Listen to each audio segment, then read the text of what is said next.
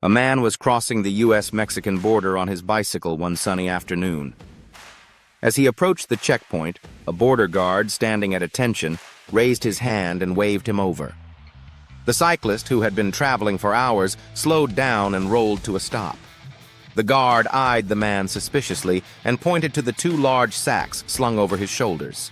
"What's in the bags?" the guard asked, his tone flat but inquisitive.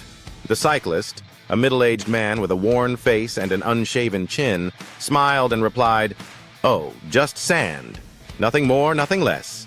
The guard, looking the man up and down, wasn't convinced. "Really?" he said, raising an eyebrow. "Well, we'll have to take a look." Without a word, the cyclist complied. He carefully took the two sacks off his shoulders, set them on the ground, and began to empty the contents. As the sand poured out onto the dusty road, the guard peered closely at it, almost expecting to see something hidden within. But to his surprise, the sacks only contained ordinary sand, nothing more. The guard frowned, looking at the cyclist for any sign of a hidden trick. "All right," he muttered, "you can go." The man reloaded the bags onto his shoulders, gave a polite nod, and continued on his way across the border. This encounter would become a regular routine over the next few weeks. Every time the cyclist appeared at the border, the guard would stop him and demand to see the contents of the bags. Each time, the man would empty the sacks, only to reveal that they were filled with nothing but plain sand. The guard began to grow more and more suspicious. "He's smuggling something," he thought to himself. "There's no way a man would be making these trips back and forth carrying nothing but sand." Week after week, the same ritual occurred. The guard grew obsessive over the idea that the cyclist was up to something, and every time the man returned, the guard would stop him. He would look around, inspect every inch of the sand, even feel through it, but found absolutely nothing. He began to scrutinize the cyclist more carefully each time, convinced that something was hidden within those bags, though he couldn't figure out what it was. The cyclist, for his part, remained polite and patient through every inspection. He would answer the guard's questions, even throw in a few casual remarks about the weather or how long the journey had been.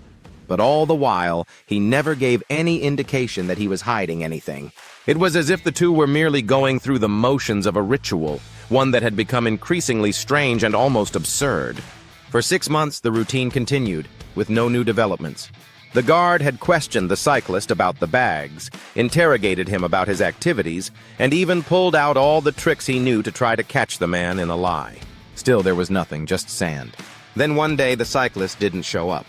No bags, no bicycle. The guard, puzzled, looked around the checkpoint, waiting for the familiar figure to appear. He wondered where the man had gone, what had happened to him. A few days later, while walking downtown in the local market, the guard happened to run into the cyclist, looking as normal as ever. The man smiled warmly at him. "Well, well," the guard said with a mix of curiosity and relief. "We sure had you figured out, didn't we? You really had us all convinced you were smuggling something across the border, but we could never figure out what it was. For 6 months I stopped you, checked your bags and inspected everything, and all I ever found was sand." The cyclist laughed softly, his eyes twinkling with amusement. "Yeah, I could tell you were getting frustrated," he said.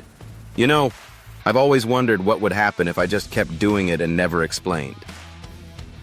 The guard, still puzzled, looked at him and asked, "All right, I can't stand it anymore. What was it? What were you really smuggling?